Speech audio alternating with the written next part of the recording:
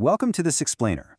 Picture this. Scientists have just pinpointed a vital new protein linked to a severe disease. The very first thing they do is scan the entire protein databank for a sequence match, right? They need its 3D shape so they can design a drug to target it. But what happens when they come up completely empty?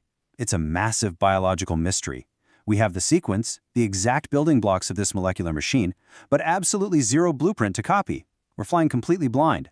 No template found. 2 ways forward. What now? We're standing right at a massive computational crossroads. If we absolutely cannot just copy nature's homework, how on earth do we predict a complex, 3-dimensional protein structure entirely from scratch? It is one of the most intense, high-stakes puzzles in modern biology. And to solve it, we have to choose a path. We're essentially looking at ab initio, which is this physics-based bottom-up exploration, versus threading, which is all about fold recognition and top-down structure. On one side, we can dive headfirst into the chaotic, trial-and-error physics of ab initio, where we're calculating everything from nothing. Or we can rely on the highly structured, methodical libraries of threading to recognize historical patterns. Both aim for the exact same target, but man, the journeys could not be more different. Section 1. Ab initio, from first principles. Let's break down the chaos of this first path. We start with our sequence input, and from there, it plunges straight into intense energy calculations. The protein isn't static here. It's dynamically folding and twisting in continuous motion. That's the conformational sampling.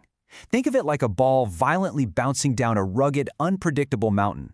It enters an energy minimization funnel, constantly seeking a lower point until it finally settles into the deepest, most stable valley. That final valley? That's the lowest free energy state, the finished structure. Now, this kinetic folding isn't magic. It's driven entirely by relentless atomic forces. We're calculating the exact microscopic push and pull across every single atom.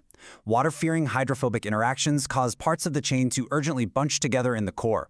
Then you've got electrostatics, where positive and negative charges aggressively snap together, alongside van der Waals forces dictating that incredibly precise, tight atomic packing.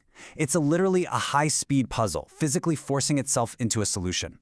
But, well, there's a massive catch.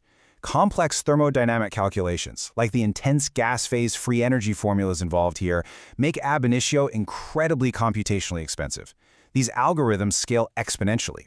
If a calculation takes n to the 4th or even n to the 7th power, just adding a few more amino acids turns a computation that takes a weekend into one that would literally take a supercomputer centuries to finish. That massive cost is exactly why ab initio is pretty much strictly limited to smaller proteins, typically those under 150 residues. Section 2. Threading, fold recognition.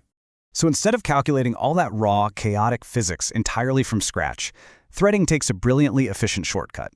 We're aligning a sequence to a database of known structural folds to find the most compatible physical fit. It literally threads the new sequence through established shapes.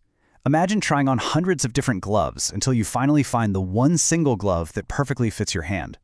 We're just bypassing the raw physics entirely.